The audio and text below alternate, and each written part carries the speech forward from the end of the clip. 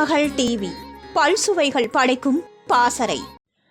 எம்ஜிஆருடன் பல படங்களில் இணைந்து நடித்திருந்த சரோஜா தேவி பல வெற்றி படங்களை கொடுத்திருந்தாலும் படப்பிடிப்பு தளத்திற்கு எம்ஜிஆர் வந்தபோது அவரை மதிக்காமல் இருந்துள்ளார் சரோஜா தேவி என்பது பலரும் அறியாத ஒரு தகவல்.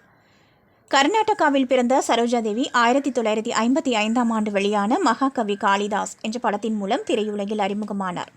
நடிப்பில் பெரிதாக ஆர்வமில்லை என்றாலும் தனது அம்மாவுக்காக ஒரு படம் நடிக்க ஒப்புக்கொண்ட சரோஜா தேவி மகாகவி காளிதாஸ் படத்தில் நடித்தார். இந்த படம் பெரிய வெற்றி படமாக அமைந்ததால் அடுத்து ஒரு படத்தில் மட்டும் நடித்துவிடு என்று அம்மா கூறியுள்ளார்.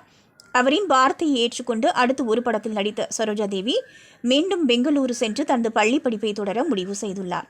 அந்த நேரத்தில் தமிழ் இயக்குனரான கே. சுப்பிரமணியம் தான் கன்னடத்தில் இயக்கவுள்ள கச்சதேவயானி என்ற படத்தில் சரோஜா தேவி நடிக்க வேண்டும் என்று விருப்பப்பட அம்மாவின் வற்புறுத்தலால் மீண்டும் சினிமாவுக்கு திரும்பிய சரோஜா தேவி அந்த படத்தில் நடித்திருந்தார். இந்த படமும் பெரிய வெற்றி படமாக அமைந்த நிலையில் அடுத்தடுத்து சரோஜா தேவிக்கு பட வாய்ப்பும் குவிய தொடங்கியது. இதனிடையே சரோஜா தேவி நடிப்பில் கச்சதேவயானி என்ற படத்தை இயக்கிய இயக்குனர் கே. சுப்பிரமணியம் எம்ஜிஆரின் குருவாக இருந்துள்ளார். இந்த படத்தின் படப்பிடிப்பு நடந்து கொண்டிருந்த போது ஒருமுறை எம்ஜிஆர் படப்பிடிப்பு தளத்திற்கு சென்றுள்ளார். அப்போது அவரை அனைவரும் வரவேற்றுள்ளனர். படப்பிடிப்பு தளத்தில் இருந்த பலரும் அவரது காலில் விழுந்து வணங்கிய நிலையில் படத்தில் நாயகியாக நடித்த சரோஜா தேவி எதையும் கண்டுகொள்ளாமல் இருந்துள்ளார்.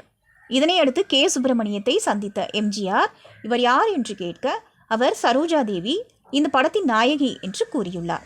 அதன் பிறகு எம்ஜிஆர் அங்கிருந்து கிளம்ப அவருக்கு வரவேற்பு அளித்த அனைவரும் அதே மாதிரி வழி அனுப்பி வைத்துள்ளனர்.